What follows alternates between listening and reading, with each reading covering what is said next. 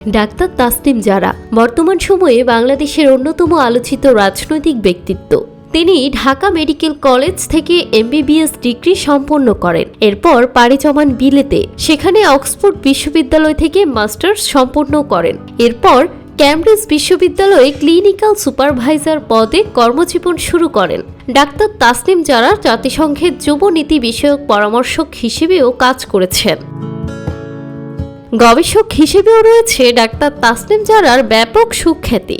বিলেতে অবস্থান করলেও বাংলাদেশের মানুষের জন্য জারার মনে ছিল ভীষণ দরদ। দেশের মানুষের মানসিক স্বাস্থ্য, গর্ভবতী মায়ের প্রজনন স্বাস্থ্য, রোগ প্রতিরোধী টিকা গ্রহণ বিষয়ক সচেতনতা নিয়ে কাজ করেছেন। 24শে জুলাইয়ে বাংলাদেশ যখন একটা উত্তাল সময় পাড়ি দিচ্ছিল, তখন ছাত্র জনতার পক্ষে নিজের দৃঢ় অবস্থানে জানান দেন তাসনিম জারা। ছাত্র জনতার পক্ষে অবস্থান নিয়ে কুড়িয়েছেন ব্যাপক প্রশংসা। বাংলাদেশের বেশিরভাগ মানুষ যখন পৃথিবীর একটি উন্নত রাষ্ট্রে নিজের স্থায়ী নিবাস করার স্বপ্নে বিভোর, সেখানে ডাক্তার তাসনিম জারার ইংল্যান্ডে সবকিছু ছিল। উন্নত রাষ্ট্রের বিলাসবহুল জীবনের হাতছানিকে উপেক্ষা করে বাংলাদেশে ফিরে এসেছেন তাসনিম জারা। এ যেন ঘরের মেয়ের ঘরে ফেরা। বাংলাদেশে ফিরেই যোগ দেন জাতীয় নাগরিক পার্টিতে। ছাত্র জনতার অভ্যুত্থানে স্বৈরাচার হাসিনার পতনের পর গঠিত নতুন রাজনৈতিক দল এনসিপিতে যোগ দিয়ে জুলাই আন্দোলনের চেতনা, সংবিধান সংস্কার ও দেশের জন্য গুরুত্বপূর্ণ ইস্যুতে জোরালো বক্তব্য দিয়ে বাংলাদেশের রাজনীতিতে তৈরি করেছেন শক্ত অবস্থান। এরপরই ঘটে ছন্দপতন।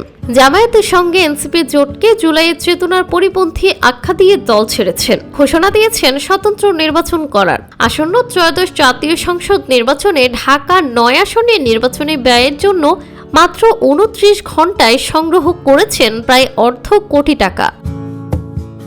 ডাক্তার তাসনিম জারা নিজের রাজনৈতিক মেধা, প্রজ্ঞা ও মননশীলতার উপর নির্ভর করে গড়ে তুলেছেন একটি স্বতন্ত্র ইমেজ।